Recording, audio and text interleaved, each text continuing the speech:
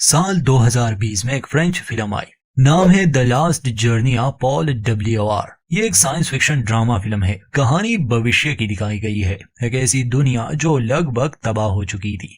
और फिर एक अजीब सी बात हुई जब एक नामालूम ग्रह पृथ्वी के करीब दिखना शुरू हुआ। आगे विस्तार से जानेंगे।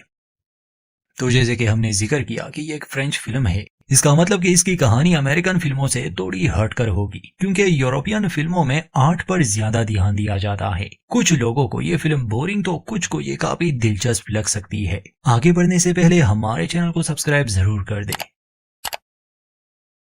फिल्म की शुरुआत एक छोटे लड़के की आवाज से होती है। वो अपने भाई को बता रहा होता है कि मैंने एक सपना देखा, आने वाले समय में पृथ्वी के संसाधन पूरी तरह से खत्म हो जाएंगे और तब आकाश में एक नया ग्रह दिखना शुरू हो जाएगा। वो लाल रंग का एक ग्रह होगा। मानव जाति 4 साल के लिए उसकी ऊर्जा का इस्तेमाल करेंगे। फिर वो ग्रह धरती के इतना करीब आ जाएगा कि दुनिया के लिए खतरा होगा। सिर्फ एक ही इंसान उस ग्रह को नष्ट कर सकता है, मगर मेरे सपने में वो इंसान गायब हो गया।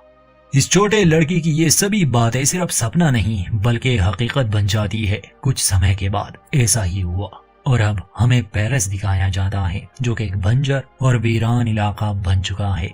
आसमान में वो लाल ग्रह साफ साफ दिख रहा था और वो पृथ्वी के इतना नजदीक आ चुका था कि अपने साथ साथ वो पृथ्वी को भी नष्ट कर सकता था। इसी रेगिस्तान में हम डरे हुए पॉल को देखते हैं, जो किसी चीज से भाग रहा था और उसे एक छोटे बच्चे की आवाज सुनाई दे रही थी। वो आवाज उसे कहती है कि तुम्हें भागना होगा पॉल, डरो मत, डर को पूरी तरह से खत्म कर दो। पॉल आगे पीछे देखता है, मगर असल में ये आवाज उसके दिमाग में गूंज रही थी। खैर चलते चलते वो एक बस्ती में पहुंच गया। जब से पृथ्वी के संसाधन खत्म हो गए तो इंसानों के बीच बड़े बड़े युद्ध हुए, जिस वजह से सरकार ने कुछ जगहों पर ऐसे शहर बनाए जिसके चारों ओर ऊंची ऊंची दीवारें थी, ताकि आम लोग उसमें ना आ सके। इसके अलावा खतरनाक मिलिट्री को हर जगह तैनात किया गया था। वो हर चीज पर नजर रखते थे। तो पॉल अभी जिस बस्ती में आया था तो इसे उस ऊंची दीवार के करीब ही आबाद किया गया था। मतलब कि ये आम लोगों की जगह थी और यहाँ भी सरकार की सेना मौजूद थी।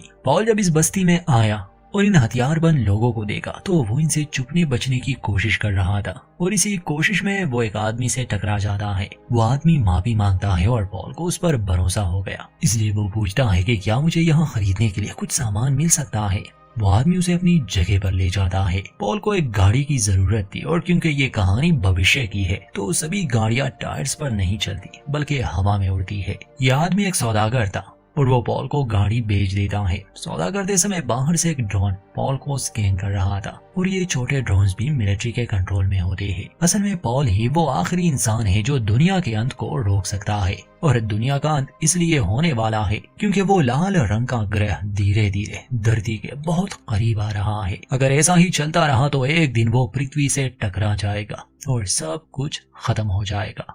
पॉल के पिता बहुत ही बड़े वैज्ञानिक थे। 4 साल पहले उन्होंने ही इस ग्रह से ऊर्जा लेने की शुरुआत की थी और जब इन्हें खतरा महसूस हुआ तो उन्होंने ही इस ग्रह को नष्ट करने का एक प्लान बनाया। बहुत से इंसानों को भेजा गया, मगर कोई भी उस ग्रह के शक्तिशाली मैग्नेटिक फील्ड को पार ना कर सका। सिर्फ पॉल ही वो इकलौता इंसान था जो इस मैग्नेटिक फील्ड को बड़ी आसानी से पार कर सकता था। पॉल के पिता यानी कि हेनरी ने अपने बेटे को इस मिशन पर भेज दिया था, मगर वो बीच रास्ते में ही कहीं खो गया और असल वजह ये थी कि पॉल उस ग्रह को नष्ट करना ही नहीं चाहता था, क्योंकि पॉल उसे सिर्फ एक ग्रह नहीं मानता था बल्कि उस ग्रह के साथ पॉल का किसी तरह का कनेक्शन था और उसका मानना था कि ये ग्रह जीवित है। पॉल के अलावा किसी को भी इन बातों पर विश्वास नहीं था और अब वो गायब है, इसलिए सरकार उसे ढूंढने में लगी है, इसीलिए वो सबसे चुप रहा है। तो सौदा होने के बाद पॉल उस गाड़ी को लिए यहाँ से दूर जाने लगा। पॉल को हमेशा ही एक बच्चे की आवाज सुनाई दे रही थी। खैर चलते चलते वो गाड़ी रुक जाती है, वो इसलिए क्योंकि उस सौदागर ने पॉल को धोखा दिया था। इस गाड़ी का पावर सेल खराब था, मगर पॉल इस बात को समझ नहीं पाया। ठीक उसी समय मिलिट्री का वो ड्रोन आकर उसकी पहचान कंफर्म करने लगा, लेकिन पॉल के पास गन थी, इसलिए तुरंत ही वो उस ड्रोन को नष्ट कर देता है इससे पहले कि वो डेटा को मैन कंप्यूटर में ले जाए। पॉल को कुछ दूरी पर एक स्टोर नजर आया। गाड़ी को लिए वो वहां जाता है। ये जगह एक छोटे कद वाली लड़की की थी जिसका नाम एल्मा था और एल्मा इस कहानी की एक अहम किरदार है। पॉल उसे अपनी समस्या बताता है तो एल्मा कहती है कि हमें तुम्हारी गाड़ी का पावर सेल बदलना होगा मगर इसमें समय लगेगा और अगर तुम खुशकिस्मत हुए तो कम से कम 3 दिन। ये सुनकर पॉल कहता है कि मेरे पास इतना समय नहीं है, मगर एल्मा कहती है कि मैं इसमें कुछ नहीं कर सकती। उस समय टीवी पर एक खबर चल रही थी जिसमें बताया जा रहा था कि अमेरिकन ने एक ऐसा रॉकेट बनाया है जो इस लाल ग्रह के मैग्नेटिक फील्ड को चीरते हुए आगे निकल जाएगा। इस रॉकेट का नाम ऑरोरा है और एलियट नामी एक फ्रेंच एस्ट्रोनॉट इसमें बैठकर मिशन पर जाएगा। एलियट असल में पॉल का बड़ा भाई था और इस मिशन के पीछे उसके पिता हेनरी का ही हाथ था। ये जानकर पॉल को काफी बुरा लगता है। ये मिशन आज ही लॉन्च होने वाला था, इसलिए पूरी दुनिया ये देख रही थी। जैसे ही ये रॉकेट उस ग्रह के मैग्नेटिक फील्ड में प्रवेश करता है तो एलियट ने सारा कंट्रोल खो दिया और फिर फुटेज ही गायब हो गई। मतलब कि वो नहीं रहा और मुमकिन है कि रॉकेट पूरी तरह से नष्ट हो चुका है। इंसानों की आखिरी उम्मीद भी गई। वो इस ग्रह को नहीं रोक सकते और अब दुनिया का अंत करीब है। सभी इस बात को मानते थे। पॉल निराश होकर उस स्टोर से निकल जा रहा है। जाते जाते एल्मा उसे एक स्माइली भेज दे देती है। पॉल बाहर आता है और अपने बचपन के दिनों को याद करने लगा, जहां हम जान पाते हैं कि उसकी माँ बहुत बीमार थी और उसके पिता उसे बचाना चाहते थे। जब ये ग्रह दिखना शुरू हुआ था तो उसके पिता कहा करते थे कि ये ग्रह उसे ठीक कर देगा, मगर पॉल बचपन से ही अलग था, अपने भाई से अलग। उसे भविष्य के बारे में पता चल जाता, अजीब से ख्याल आते, चीजें दिखती। इसलिए जब उसके पिता ने उस ग्रह को नष्ट करने का फैसला किया तो पॉल ने उसे रोकना चाहा, उन्हें समझाने की कोशिश की कि अगर उन्होंने ऐसा किया तो सब खत्म हो जाएगा। पॉल को अपने ख्यालों में एक जंगल दिखाई देता था और उसका मानना था कि ऐसा कोई जंगल है दुनिया में, मगर हकीकत ये थी कि दुनिया से सभी पेड़ पौधे और जानवर खत्म हो चुके थे और पॉल के इसी अलग होने की वजह से उसका भाई एलियट उसे नापसंद करता था। और अब चूंकि इंसानों की आखिरी उम्मीद भी चली गई, यानी कि ऑरोरा रॉकेट भी नष्ट हो गया, इसका मतलब कि दुनिया का अंत अब तय है। सभी इंसान अपने मौत का इंतजार कर रहे थे। एल्मा अपनी माँ को याद कर रही थी। फिर वो टीवी पर पॉल की खबर देख लेती है और वो तुरंत ही जान गई कि यहाँ आया हुआ वो शख्स असल में पॉल था, वो आखिरी इंसान जो दुनिया के अंत को रोक सकता है। इसलिए अपनी गन लिए वो बाहर आती है। बाहर एल्मा के पिता खड़े थे जो एल्मा से माफी मांगने की कोशिश करते हैं, क्योंकि वो एल्मा की माँ से बुरा बर्ताव करते थे, उन्हें मारते पीटते रहते थे, जिस वजह से वो इन्हें छोड़कर चली गई। एल्मा अपने पिता से नफरत करती थी। वो कुछ नहीं कहती और पॉल को ढूंढने निकल जाती है। पॉल आसपास खराब गाड़ियों को चेक कर रहा था कि शायद उसे अपनी गाड़ी के लिए पावर सेल मिल जाए। एल्मा उसके पास आती है और कहती है कि मैं जानती हूँ तुम कौन हो और मैं तुम्हारे साथ आना चाहती हूँ, मगर पॉल मना करता है, कहता है कि यहाँ से चली जाओ। इसके बाद हम देखते हैं कि 2 छोटे बच्चे एक वीरान इलाके में खेल रहे थे और तभी आसमान से कोई चीज गिरती है। ये बच्चे उसे देखने गए तो वहाँ पर एक पॉट गिरा था जिसमें एक इंसान था और जल्द ही हम ये भी जान लेते हैं कि असल में ये एलियट है, यानी वो इंसान जो अंतरिक्ष में गया था उस लाल ग्रह को नष्ट करने के लिए, मगर ये नाकाम रहा। एलियट को वापस लाया गया जहाँ वो अपने पिता से मिलता है और उनसे माफी मांगता है कि वो नाकाम रहा। हेनरी को बताया गया था कि जब एलियट उस ग्रह के करीब पहुंचा तो वहां मौजूद मैग्नेटिक फील्ड ने एलियट का डीएनए बदल दिया। कई घंटों तक वो मरा हुआ था और किसी तरह वो जिंदा हुआ,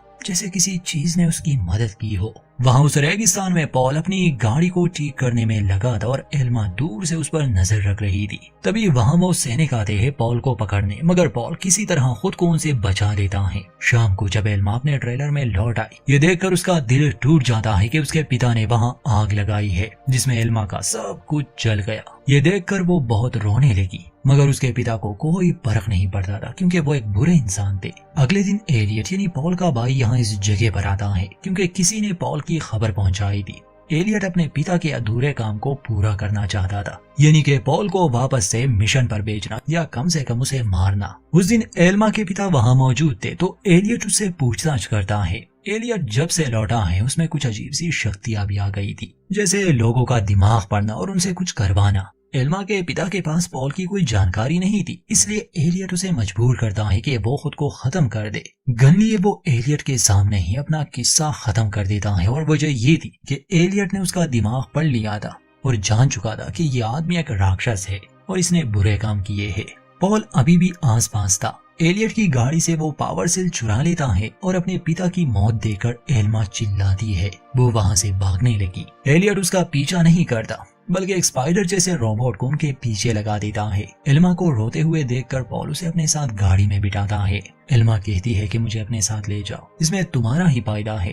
मुझे पता है कि तुम उन लोगों से भाग रहे हो। एक अकेले आदमी को देखकर हर किसी को शक होगा। अगर मैं साथ रहूंगी तो वो समझेंगे कि शायद ये परिवार है। पॉल उसकी बात मान लेता है। एल्मा कहती है कि मैं इस जगह से भाग रही हूँ क्योंकि मैं अपनी माँ को ढूंढना चाहती हूँ। और पॉल का मकसद था उस जंगल को ढूंढना जिसे वो अपने सपनों में देखा करता था, और उसे विश्वास था कि वो जंगल सच में कहीं ना कहीं है। हर जगह पॉल की तलाश हो रही थी और आगे इन्हें एक चेक पॉइंट से गुजरना था, इसलिए पॉल के बजाय एल्मा गाड़ी चलाने बैठ जाती है और दोनों बहुत ही चालाकी से उस चेक पॉइंट को पार कर लेते हैं। और फिर ये पहुंच जाते हैं एक डाइनर में जहां पॉल को जरूरी कॉल करनी थी, वो भी पुराने वायर वाले टेलीफोन से। वो अपने पिता को कुछ समझाना चाहता था मगर वो भी पॉल की बात मानने को तैयार नहीं थे।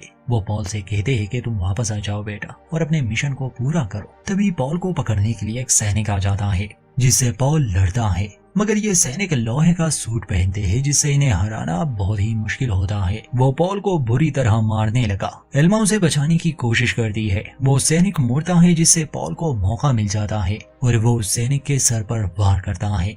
दोनों तुरंत ही वहाँ से निकल आते हैं। एल्मा काफी डर गई थी। एलियट का वो स्पाइडर रोबोट अब भी इनका पीछा कर रहा था जिससे एलियट को इनकी लोकेशन मालूम हो जाती। सफर के दौरान पॉल एल्मा को अपनी कहानी भी सुनाता है कि कैसे उसे भविष्य के बारे में पता चलता है, और कई बार उसने अपने पिता को भी समझाने की कोशिश की मगर उसके पिता ने कभी उस पर विश्वास ही नहीं किया। कोई पॉल को पहचान ना पाए इसलिए एल्मा उसका हेयर कलर बदल देती है। इनका पीछा करते करते एलियट उस डाइनर में पहुंच गया। वो डाइनर के ऑनर से कुछ सवाल पूछता है और जब एलियट को उसके अंदर की बुराई नजर आई क्योंकि इस औरत ने अपने ही पति को मार दिया था, तो एलियट अपनी शक्ति से उसे मजबूर करता है ताकि वो अपनी ही जान ले ले। डाइनर वाली ये औरत उसके सामने ही खुद को खत्म कर देती है। एलियट वहाँ से निकलकर अब पॉल का पीछा करने लगा। पॉल और एल्मा एक सड़क पर जा रहे थे और सामने ही बिजली और धूल का एक खतरनाक तूफान इस ओर बढ़ रहा था। पॉल पीछे देखता है तो उसे पता चला कि कोई उसका पीछा कर रहा है। तब उसे अपनी गाड़ी में एलियट का वो रोबोट स्पाइडर भी नजर आया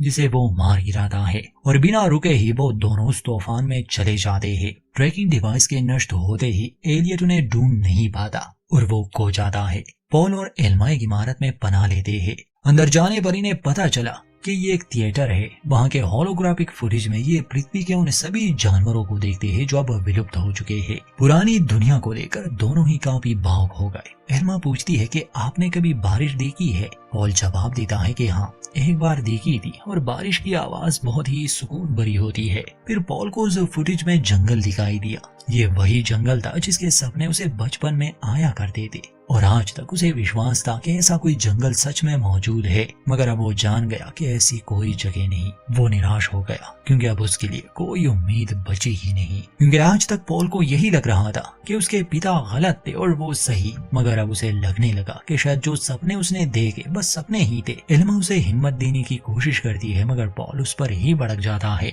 और कुछ देर बाद वहाँ एलियट सैनिकों के साथ हमला करने आ गया। एल्मा पॉल को ये खबर देने जाती है। पॉल कहता है कि मुझे कुछ सोचने दो, तो वो एल्मा को ही हॉस्टेज बनाकर बाहर ले आता है, जो कि उनका प्लान था, मगर एलियट एल्मा को ही गोली मार देता है। ये देखकर पॉल एल्मा को लिए वहाँ से भागने लगा और एलियट उसके पीछे था। जख्मी एल्मा गाड़ी में कुछ बदलाव करती है जिससे वो और ऊंचाई पर उड़ने लगे, मगर एलियट ठीक सामने से आता है जिससे दोनों ही गाड़ियां एक दूसरे से टकरा जाती है। ये काफी ऊंचाई से गिर गए। जख्मी हो चुके थे ये लोग, फिर भी ये एक दूसरे का सामना करते हैं। एलियट अपनी शक्तियों से पॉल को मारने की कोशिश कर रहा था, मगर एलियट के साथ साथ पॉल को एल्मा की भी आवाज सुनाई दे रही थी, और आखिरी समय पर जब लगा कि वो खुद को ही मार देगा, वो एलियट को खत्म कर देता है। इसके बाद वो एल्मा को एक सुरक्षित जगह में ले आया और खुद अपने बचपन की वो ड्राइंग बुक देखने लगा जिसमें उसका पूरा भविष्य था। और इस बार जब सैनिक उसे पकड़ने आए तो वो समर्पण करता है। इस बार वो अपने पिता का सामना करता है। वो मिशन पर जाने के लिए राजी था, बदले में वो एल्मा के इलाज का सौदा करता है। कुछ दिन बाद पॉल अकेले ही एक रॉकेट में बैठकर उस ग्रह की ओर रवाना हुआ। एल्मा की हालत थोड़ी ठीक हो गई तो उसे अपने जैकेट में पॉल की वो किताब मिलती है जिसमें उसकी जिंदगी और अहम घटनाओं के सारे ड्राइंग्स थे। वो आसमान की ओर देखती है जहाँ पॉल का रॉकेट उस ग्रह की ओर बढ़ रहा था। पॉल का मानना था कि असल में यह ग्रह जीवित है और ये पृथ्वी पर जीवन को संतुलन में रखता है। जब हम इंसान इसे नुकसान पहुंचाने की कोशिश करते हैं तो ये हमें नुकसान पहुंचाने की कोशिश करता है। जैसे कि अब हम इसे नष्ट करना चाहते हैं तो ये हमारी ओर बढ़ रहा है। पॉल उस ग्रह के मैग्नेटिक फील्ड में चला गया। उसके पास परमाणु हथियार थे, मगर कुछ देर बाद वो रास्ता बदल देता है। वो उस ग्रह को कोई नुकसान नहीं पहुंचाता और आकाश में ही वो उस रॉकेट को नष्ट कर देता है, जिसमें यकीनन उसकी भी मौत हो गई। ये भविष्य पॉल को बहुत पहले ही दिखा था। नीचे जमीन पर एल्मा ये देखकर बहुत रोती है, मगर इसके बाद एक अजीब सी बात हुई। वो ग्रह धीरे धीरे पृथ्वी से दूर होता गया। मतलब कि पॉल सही था। अगर इंसान इस ग्रह को नुकसान पहुंचाने की कोशिश करेंगे तो ये भी ऐसा ही करेगा। तो पॉल के बलिदान ने मानव जाति को बचा लिया। और फिल्म के अंत में पॉल ने अपनी किताब में एल्मा को बारिश में ड्रॉ किया था, जिसके कुछ देर बाद बारिश शुरू हो गई। यानी कि पृथ्वी वापस से ठीक हो रही है। और यहीं पर इस फिल्म का अंत होता है। तो दोस्तों, ये थी French film the last journey of Paul WR की अजीब सी कहानी। साइंस फिक्शन और फैमिली ड्रामा को मिक्स करके ये बनाया गया है। शायद एक्सप्लेनेशन अच्छी ना आई हो, मगर देखते समय फिल्म के काफी सीन अच्छे लगते हैं। उम्मीद करते हैं हमारी एक्सप्लेनेशन आपको पसंद आई होगी। वीडियो अच्छी लगे तो लाइक करें, अपनी राय दें और चैनल को सब्सक्राइब करना ना भूलें।